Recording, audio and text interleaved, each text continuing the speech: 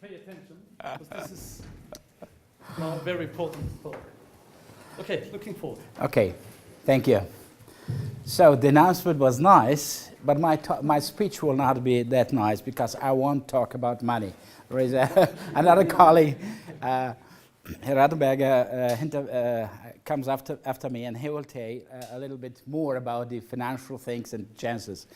So what I will present, I have to say, it's not official position of the European Commission. It's my own build on something what is going on in the European Commission. So please don't take this as, official position. Sometimes I lie a little bit in contradiction with that what I say, and sometimes we are perfectly in line. Okay, so the title is Smart Grids as a Complex System. And the first idea that comes to my mind in this respect is a kind of, let us say, a paradigm that we already have passed, I think, almost, which is the integration of information technology and communication, which happened actually during the last 15 years, more or less. Those two fields have integrated, and I think we can learn from that experience as well in the smart grid integration.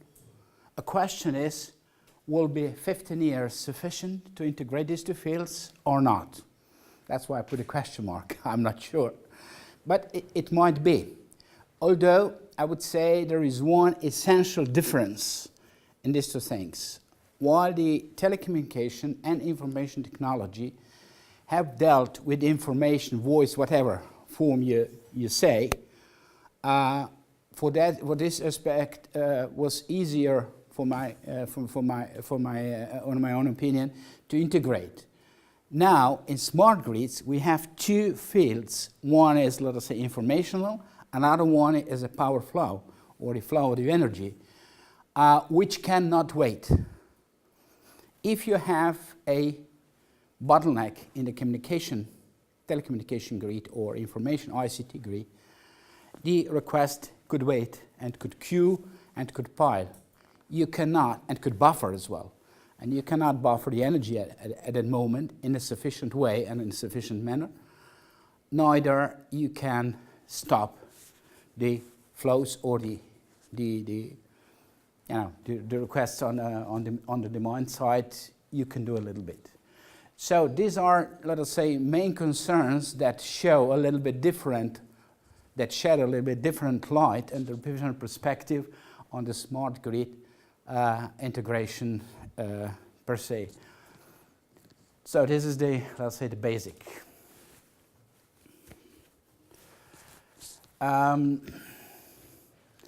Another limitation or scope that I'd like to put on, it's the focus. And my presentation, I would say, I focus in particular view on the smart grids, which is a strong complexity approach for smart grids, because sometimes there is a, how can I say, a vague concept of smart grids or complex systems. Sometimes only complicated systems are called as complex, and I would not consider that. So the complex systems, smart grids, under the perspective of the complexity should be,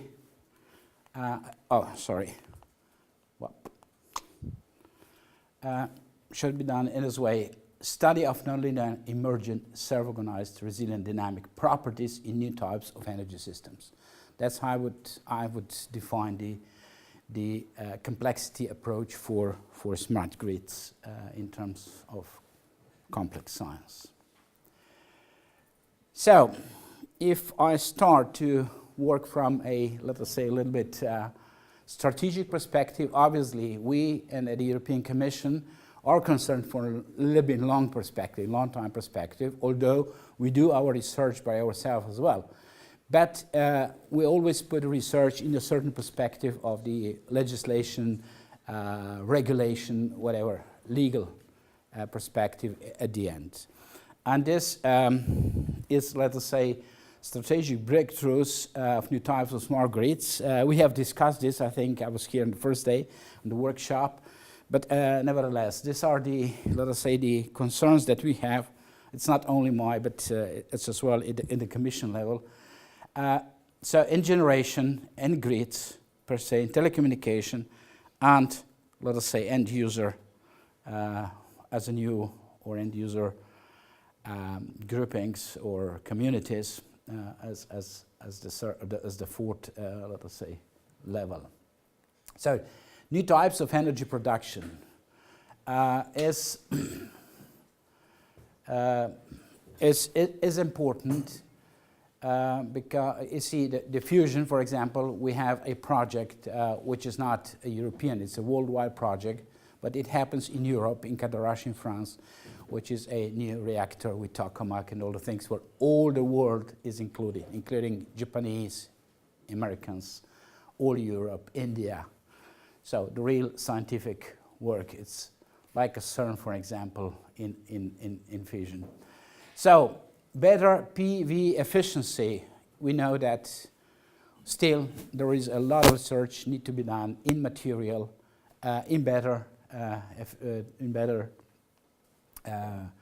for better use of photovoltaics. Okay, new types of renewables. We think not only photovoltaic and wind is something, but there is a quest for new technologies which will go in renewable, maybe tied and other things, not even addressed at the moment. And obviously energy storage devices, this would bring to stabilization. I put them here, although they might be put here as well. But since storage and generation might be a kind of second level generation, I put them here. So in respect of grids, okay, a real breakthrough would be to, if there is some high improvement on high temperature superconductivity. As a problem of 25 years, we didn't come any further, any significant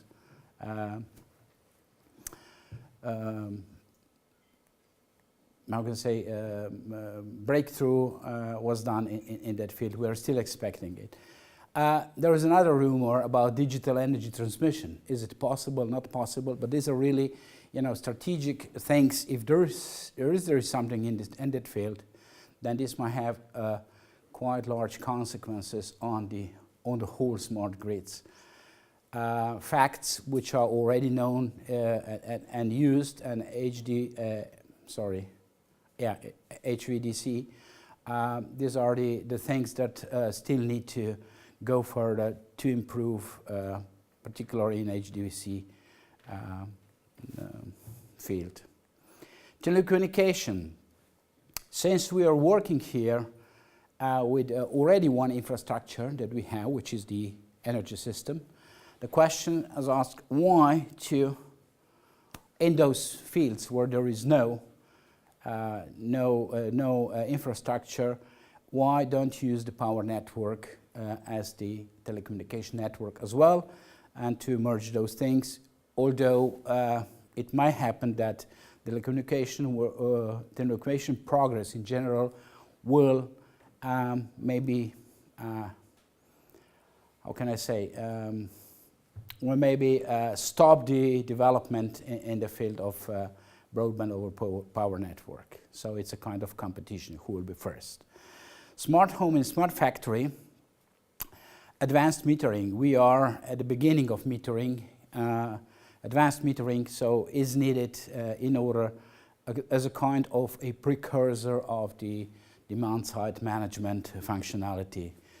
That's it. And Internet of Things, our home appliances connected to the internet in-house. These are kind of, let us say, expectations of a breakthroughs. Some of them have really, let us say, 50, 60 years to go. Some of them no clue, and some of them maybe 5, 7, 10 years, Internet of Things like this. So time schedule here is, a timeline is quite different. I would say that a previous aspect needs a kind of a clarification, because it's a particular view which I've taken, which is a USA, United States view.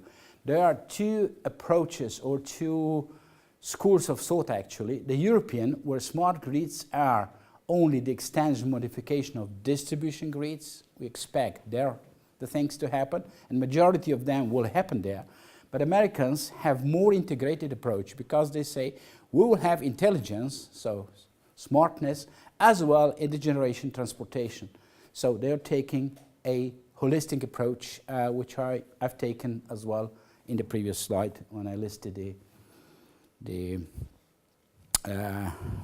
expectations for breakthroughs. So we in Europe have a kind of a, let us say, roadmap for smart grids, and this is the document which was issued March this year. So it's, let's say, rather new or brand new, which is I think 30 or 40 pages long document, and it goes until to 2035. So it is a perspective from, let us say, the brains all over the world, not just European, and it gives a kind of strategic map. So for your research, I would recommend you to look into it, particularly to lab heads of the labs, etc., and universities, to look and to try to find your own ways within that. Particularly if you want to apply for research funds with us, not only as universities, faculties, research institutes, but as researchers, because we finance the work of researchers as well, particularly young researchers. So there are quite many here, which is fine. Okay. Now I go more into detail. Try to maybe address, if I understand properly, what Ettore Bimpar has explained. He's working on the same, we are part of the same, actually, think tank that thinks about the future, although my structure is a little bit different, and this is because we still work on it. I would say the architecture, complexity architecture of smart grids is and 4 areas. It's not layer, it's really 4 areas. Technological, technical complexity. So we see the complexity of, I'll come later on that, but mainly on telecommunication and power system. Social complexity. Social acceptance of that is important. How the society will go. Social complexity addresses stakeholders who will have very likely, or not very likely for sure, new type and new stakeholders here. And this should be socially addressed, should be socially, acceptable, because some will lose, some may gain. Economic complexity. We know that everything runs about money. It's economy that drives all the smart grids, and this factor is important. And obviously, not for every cost. We should save our environment, which is, as synonym for environmental concerns is sustainability complexity. All these 4 areas have intrinsically in themselves a complexity. It's non-linear, it's self-organizing, it's dynamic, etc. All those 4 attributes that were counted before, you can find them in every one of those 4 areas. And then that's what it is. Okay, I'm developing this a little bit further in the detail. So technological technical complexity. It's we're thinking about the energy point of view of that. Distributed generation, for example, is a new addressing dynamics, addressing the the network, the connection mounting, demand side management as well. How will this go? What will happen there? Just to, let us say, points are addressed here, but there might be many others. Topological point of view. We all know that small world scale-free networks. What kind of networks are smart networks? Might be this and that, maybe something new. So topological network point of view is important and should be studied in this. And I think that today I heard that some of you are working in this field. And obviously, cyber point of view, broadband distribution, power line carrier, Internet of Things was addressed before, but cyber point of view is important because this will be integrated, particularly cyber security as one of the fields, which if adequately solved, might deprive us for some headaches. So, if I focus down now into the ABC, into the energy. So, what will be the characteristics? Mixed. So, mixed large scale and scatter small scale generation. So, there will be characteristic on that, should be properly addressed. Then we have a transition, particularly on the distribution level, transition of radial into mesh networks, not always, not in every points, but we can expect something, and this is a novelty in that field, and this might cause some problems, which better we look on them in advance as then when they are here in the real life. Obviously, because of that, we will have new type of power protection systems. Power protection would see a little bit quite different as it is now. Robustness of energy, part of the system, so robustness, maybe double network power injection points, and particularly when we have the generation there, which should not be lost. It's for the national economy benefit if all the energy resources that are available are used. So there's another point is end-user intervention to demand side management. At the moment, smart metering is only taking those data that are generated without any big concern about real demand side management from the point of end users, which should be there for the acceptable, in order if you want to have this acceptable for end users. Power system security as well. How secure will the power supply be in case of major drop of generation? And obviously, one thing which is very important for interoperability of various devices, systems, etc., is a standardization. So we take care, and we already have some preliminary studies and preliminary work on standardization in that field of smart grids. In terms of network,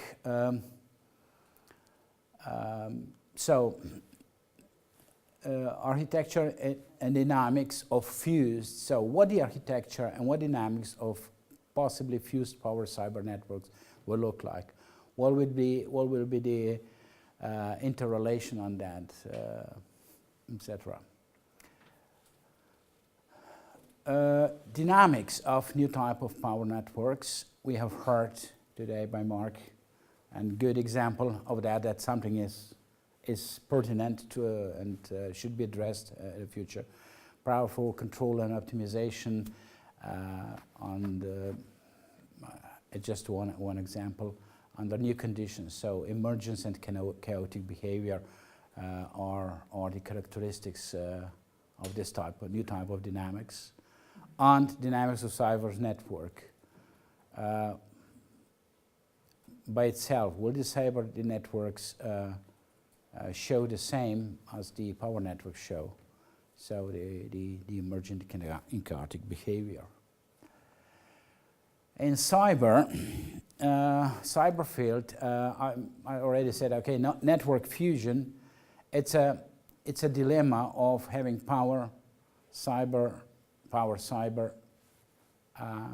broadband EPLC and systemic services, how this will work under the diffusion of two subsystems. Robustness of eventually one fused network or separate energy network. So robustness in both cases, integrated one network or separate energy cyber network. Cybersecurity per se, this is very pertinent. We have an agency on Crete in Greece, ENISA, that is working on that, but really just on the cybersecurity. But we have a coordination, so they consider cybersecurity under the smart grid aspects as well. So that's one source of the knowledge at the European Commission as well. And as well here in cyber, standardization is important, particularly for cybersecurity. So if you open the system and you open the standards, everyone can harm the system, and so it's a kind of duality here that we have and should be properly addressed in the future. Excuse me, one question. Yes, What Richard. exactly do you mean by cyber? Because for me it's a synonym for control.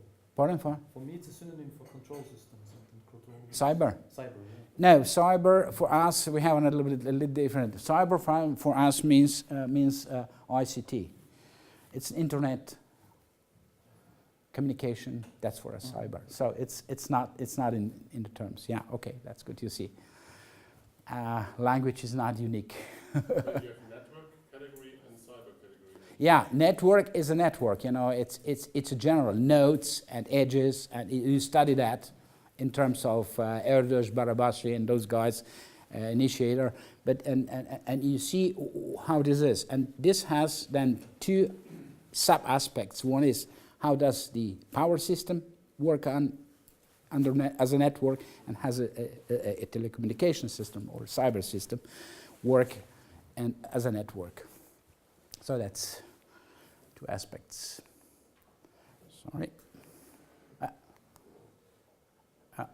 Okay, sorry, there is an error here. Yeah, should be C, cyber.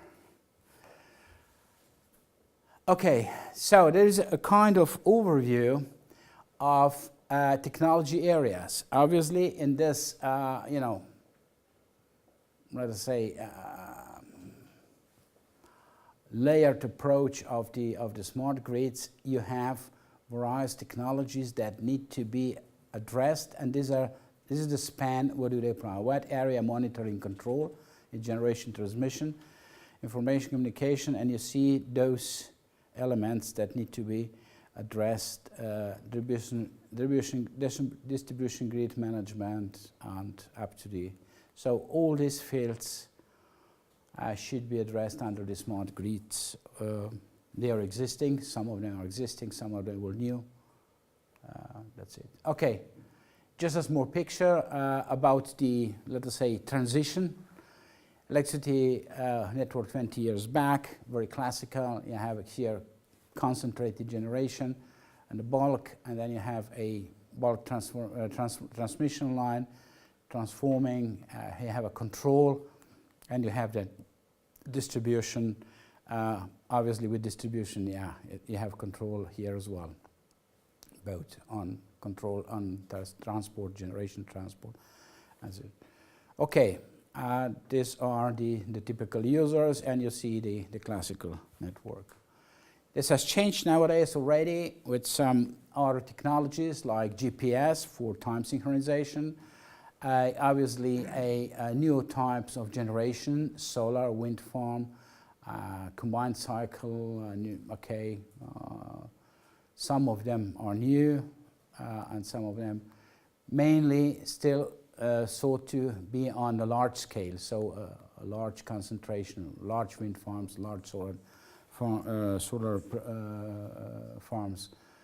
And obviously, in the future, the scene is quite different. We'll have a small generation, we'll have a new type of users, we'll have a new distribution control, and obviously there will be a bulk generation as well, and transportation as well. But the control, the protection, the communication, and the energy flow will will change the scene still in the future. Okay, I'm coming from the technical part, technological technical part to the social part, where we think that a new social complexity, there's not a, this list is open, obviously. So we will have a new rule of end users, particularly that the end users, existing end users, will have or should have the impact, or they should be really stakeholders in the smart grids. We'll have new type of end users, for example, prosumers. Not all of them will be prosumers, but there is a new type of stakeholder, obviously, in the whole story. Then a social complexity which goes to a data protection, energy data as personal data. Our energy data treated as other personal data. We don't have at the moment any legislation yet, but we'll change it, and this is a certain concern over there. And then obviously we'll have energy conscious end user, which will take care, will be environmentally conscious, will be energy saving conscious end user, and this social dimension should be taken in account.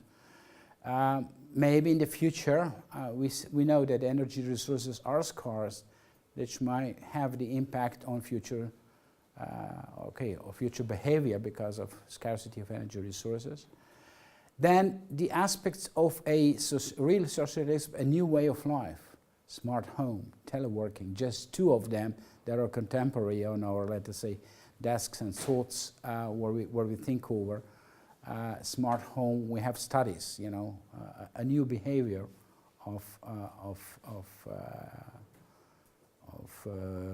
end users. And obviously self-organization. We can say that prosumers, end users, will probably self-organize around these topics, particularly of energy demand and energy supply. Yeah, okay. End user layer is a small detail that shows a little bit let's say the future story. You see renewables, internet, efficient building systems, maybe even a small, not quite a wind farm, but a small ellipse here to run the energy. Electrical cars are here. Energy storage, you might have, in the future, a small battery for your own balancing, better energy balance. Okay, economy, new type of energy economy. As local energy communities as complex systems. We have addressed at least those 2 days when I was here. I think those idea. Not everyone will be included in that, but they will certainly be a local energy communities that will have to take care for the economy, because fair word is a fair word, but economy, it's more powerful, and there should be a kind of new models of economy. Then obviously new stakeholder mix models. Next to power producers, power network operators, you will have a network, cybernet providers, energy communities, regulators, policymakers, and prosumers. So prosumers are new here, and they probably need to be accepted. They will generate something, while classical power producers will lose the power, and this obviously is an economy and a social problem. Economy energy models, we need to look for them, because we know that because of ecology and environment, internalization of cost is something that is already in the discussion for years, but this is a political will who would be able to convince all member states to do this. But this is even international problem, not EU problems as well. Emergency chaotic models in economy. What this may cause on the stock exchanges and all this things need to be considered.